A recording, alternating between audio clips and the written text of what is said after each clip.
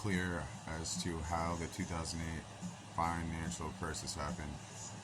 Hang with me, I got a true real life story that will explain it all to you, and it's pretty gangster, it's pretty cool, you know. Well, that's just because that's how I keep it. But 17, 18, I used to party with like what was like the private school kids led to like their older brothers and their friends that were like anywhere between like 21, 20 to 25, 26.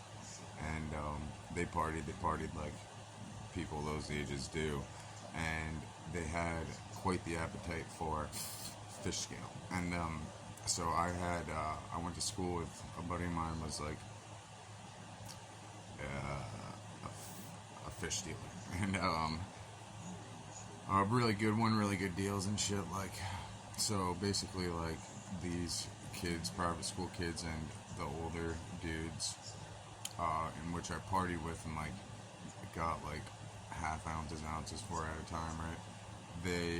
I made killer bucks off them. Like, I was sneaking out of my parents' house at 17. Still in school, going to school the next day after going over, like them picking me up, meeting the plug coming over, and fucking all night long. And either way, it was the daytime, let's just say that, and it was a summer day. Don't recall the particular circumstances. It could have been like leading up to 4th of July. The year was 2006. I had just graduated high school, and I was at one of the parties of like the 20-year-old dudes that I used to supply. So it made me like wicked, like VIP, if you know what I mean, and shit. So we're talking like half ounces, ounces at a time, like big money being spent on like fucking Tuesday, Thursday night, didn't matter. Either way, on this particular day, drinking day, festivity day,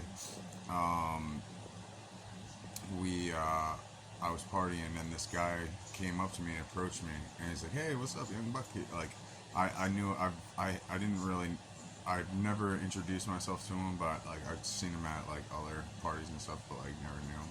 So I introduced myself to him, and I'm obviously not gonna say his name and shit, but he worked for a real estate broker company.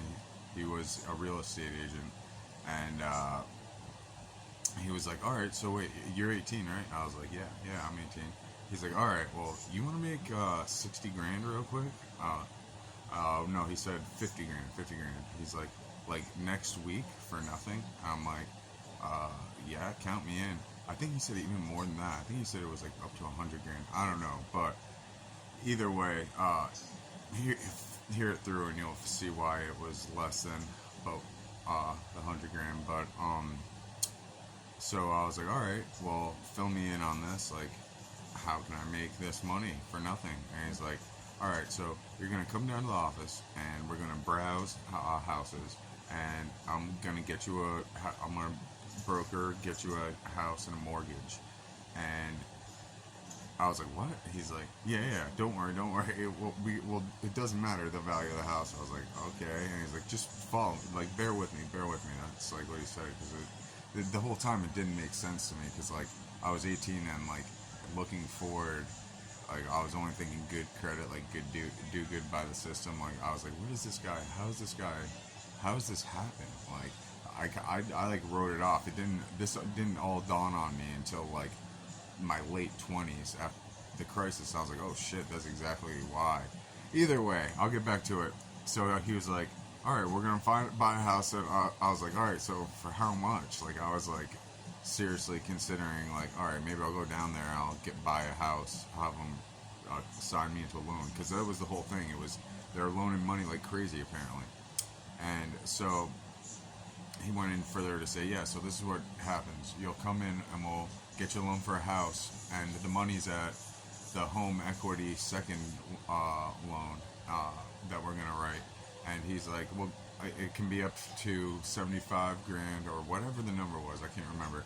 He's like, so basically, I gotta take my cut, and you can have this much, whatever it was, 50, 60 grand. He's like, and then I was like, all right, and then what? He's like, you never have to go to the property, you never have to step foot in it, you never have to see it. You just have to sign some papers, and the money will show up in your bank account like within a week or whatever, and you just forget about the house, and you just never pay your mortgage on it, and they foreclose on it, and you take it back. I was like, who's they?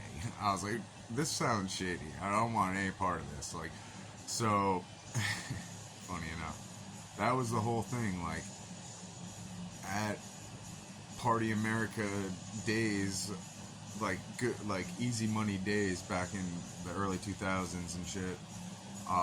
Whatever the administration did to, I think it was the Clinton administration did to allow these kind of like mortgage bonds that happen out off these second mortgages, because that's the whole thing. Like, people like this guy, this skeezer that was at the party with me trying to get me to do that.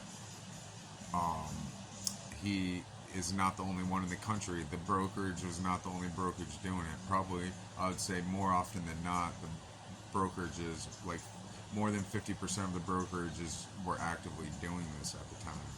Meaning that's a lot of fucking mortgages that no one intends to pay. Meaning like the books are way off. But hopefully you guys fucking followed this, and if not, whatever. But